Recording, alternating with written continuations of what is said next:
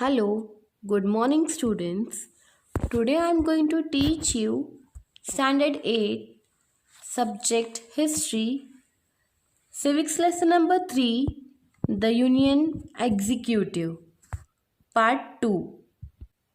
Let us see what are the functions of Council of Ministers. In a parliamentary form of government, the Council of Ministers take initiative in this process of lawmaking. The scheme, policy plans, etc. are drafted and discussed and then introduced in the House.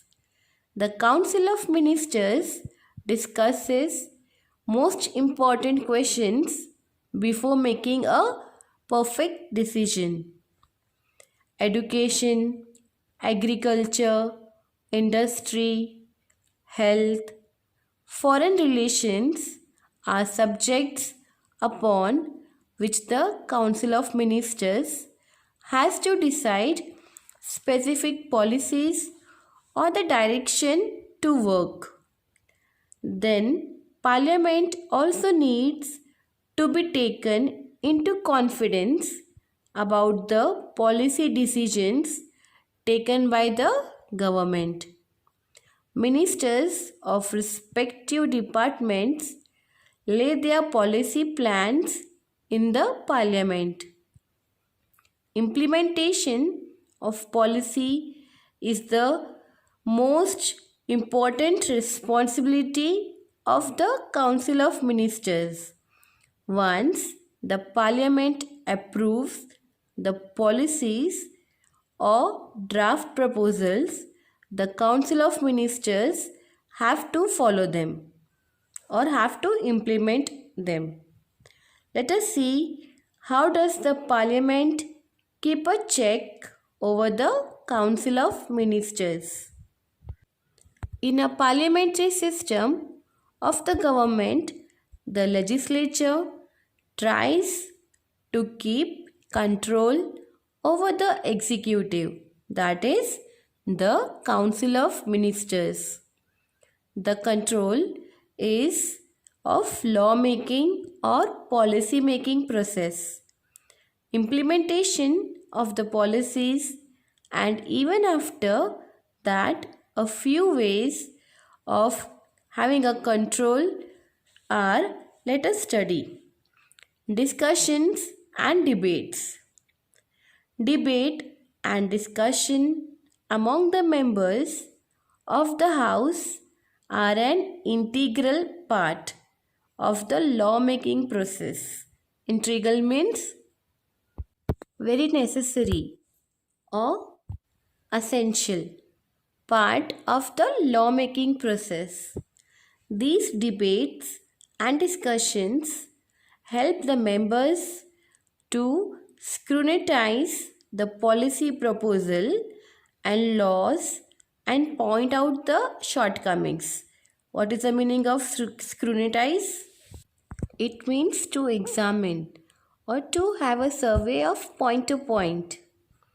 Then these discussions are essential for creation of the flawless laws. Next point is question R.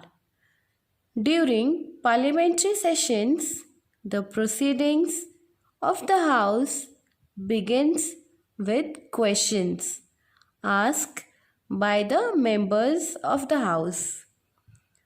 The concerned ministers are supposed to give a perfect answers or the answers which will satisfy to these questions.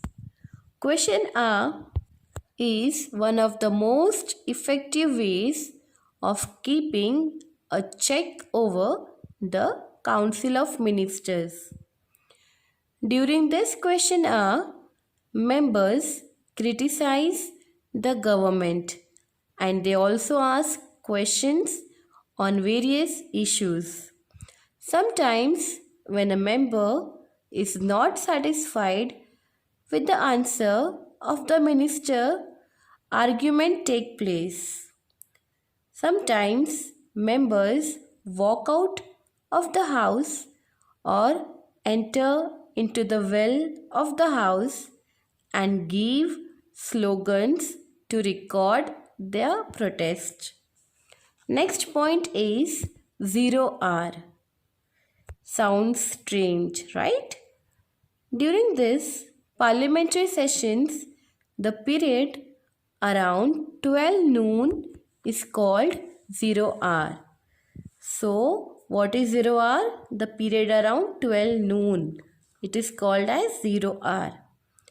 During this period, any question of public importance can be raised and discussed in the parliamentary sessions.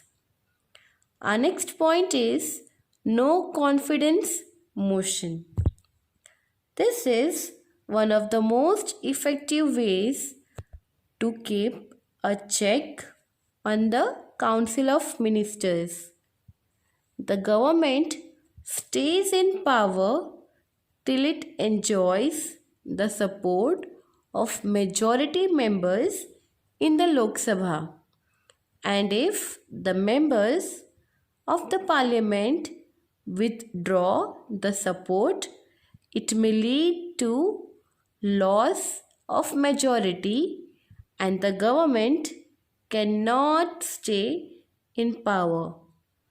The members of this house can move a no confidence motion by simply expressing we do not have confidence in the government.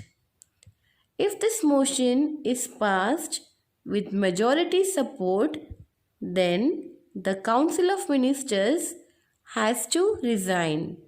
So that is why this point is known as no confidence motion. If this motion is passed, that is we do not have confidence in the government, then the Council of Ministers has to resign. There is an extensive bureaucracy that works under the executive.